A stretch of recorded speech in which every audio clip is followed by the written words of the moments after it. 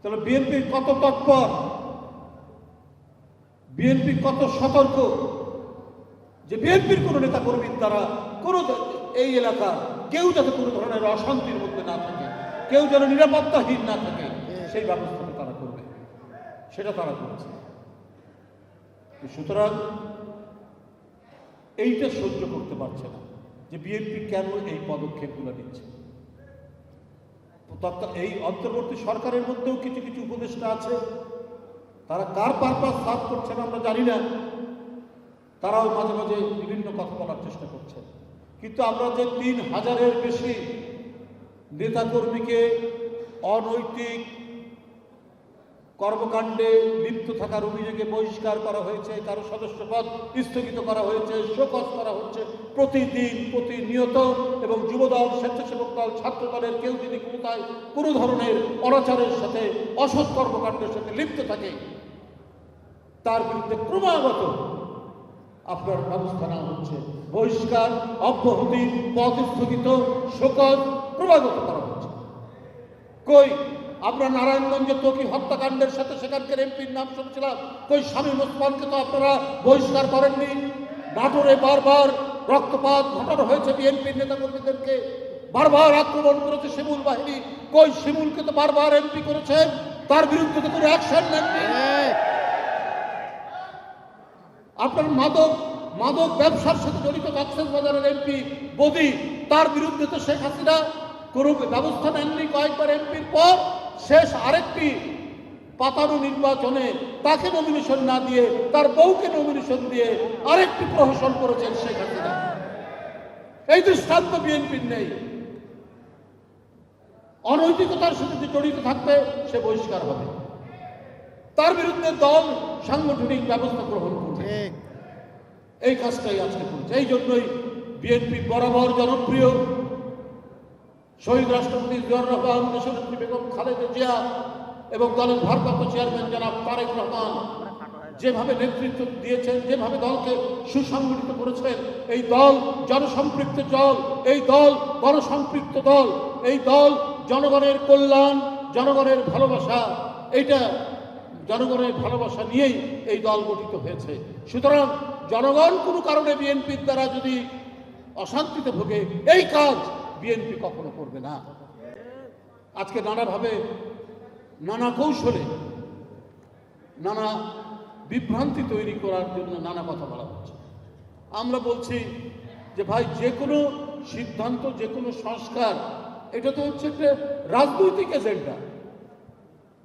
আমরা পৃথিবীর ইতিহাস দেখলেও আমরা দেখেছি যে পার্লামেন্টের মধ্যেই আপনার ডিবেট, আলোচনা করে করে করে করে করে করে করে করে একটা সংস্কার হতে হতে আইন প্রণয়ন হয়েছে। ইংল্যান্ডের প্রায় আপনার 800-900 বছরের তাদের গণতান্ত্রিক ধারাবাহিকতার ইতিহাস।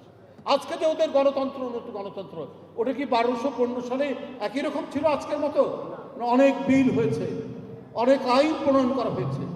আইন প্রণয়নের মধ্যে দিয়ে অনেক সংস্কার হয়ে আজকে বিশ্বের একটি অন্যতম গণতন্ত্রের আতুরঘর হিসাবে বিবেচিত হচ্ছে আপনার ইংল্যান্ডের পার্লামেন্ট বা ইংল্যান্ডের গণতন্ত্র। তাহলে আজকে কেন বারবার আপনার সংস্কারের কথা আপনারা বলে শুধু বিএনপিকে বলতে চাচ্ছেন বিএনপি নাকি তড়িঘড়ি করে ক্ষমতা যেতে চায়? 8 মাস তো হয়ে গেছে। যদি ডিসেম্বরেই ধরেন আপনাদের কথা অনুযায়ী, আরো প্রায় 6-7 মাস বাকি আছে, 8 মাসের মতো বাকি আছে। তাহলে সংস্কার করতে আর কত সময় লাগতে পারে? যদি কেউ বলছেন সরকারের পক্ষে বা সরকারের অনুরাগী যারা, যদি সংস্কার সম্পাদন না করে নির্বাচন গেলে যারা ক্ষমতায় আসবে তারা সংস্কার করতে পারবে কিনা সন্দেহ। বাহ, সংস্কার তো একটা পলিটিক্যাল উইল, সংস্কার তো একটা রাজনৈতিক অঙ্গীকার। সে যদি একটা অঙ্গীকার করে তাহলে সেটা করবে না কেন? আর আপনি সংস্কারের প্রস্তাব দিয়ে যে দল নির্বাচিত হবে তাকেই তো ওটা আইনীকরণ করতে হবে, পার্লামেন্টে তো ওটা পাস করতে হবে। তাহলে এই ধরনের ধোঁয়াশা তৈরি করে, এই ধরনের বিভ্রান্তি তৈরি করে কার উপকার হচ্ছে, কার লাভবান হচ্ছে? আজকে গণতান্ত্রিক সংগ্রামে যারা একসাথে লড়াই করেছে, যে সমস্ত রাজনৈতিক দল এবং সর্বশেষে ছাত্র জনতা, ছাত্ররা, তো আমাদের মধ্যে যদি মিসআন্ডারস্ট্যান্ডিং বাড়ে, ভুল বোঝাবুঝি বাড়ে, তো ফ্যাসিবাদ তো মাথা তোলার চেষ্টা করবে। তো সেটা কি এই দেশ, এই জাতি, এদেশের গণতন্ত্র, এদেশের সার্বভৌমত্ব, এদেশের স্বাধীনতা, তার জন্য কি মঙ্গলজনক হবে? এটা অন্তর্বর্তীকালীন সরকারের কাছে আমার জিজ্ঞাসা। দায়িত্ব আপনাদের। আমরা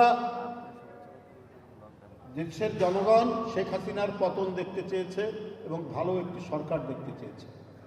আর বলা হচ্ছে অন্তর্বর্তীকালীন সরকার, এই সরকার একটা অবাধ সুষ্ঠু নির্বাচন অনুষ্ঠিত করবে। কারণ এই অবাধ সুষ্ঠু নির্বাচনটা একেবারে জাদুঘরে পাঠিয়ে দিয়েছিল শেখ হাসিনা।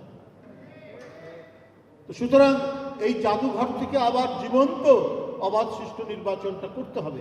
সেই বিশ্বাস তো ডক্টর ইউনূস সাহেবের কাছে জনগণ দিয়েছে, রেখেছে সেই বিশ্বাসটা যে তিনি এই কাজটি করবে। তিনি একজন গুণী মানুষ, তিনি আন্তর্জাতিক সম্মান বয়ে নিয়ে এসেছেন। কিন্তু যদি বৈপরীত্য থাকে, যদি দোদুল্যমানতা থাকে, পেন্ডুলামের মতো দুলতে থাকেন, যে ডিসেম্বর না জুন, ডিসেম্বর না মার্চ, তাহলে এইটা একটা পলিটিক্যাল একটা কি বলে ডিটারমিনেশন, একটি সরকারের তার যে দৃঢ় সংকল্প এবং অঙ্গীকার, যেটার উপর জনগণের আস্থা বাড়ে, সেইটা অনেকটা দুর্বল হয়ে যাবে। এটা কখনোই কারো জন্য কাম্য হতে পারে না।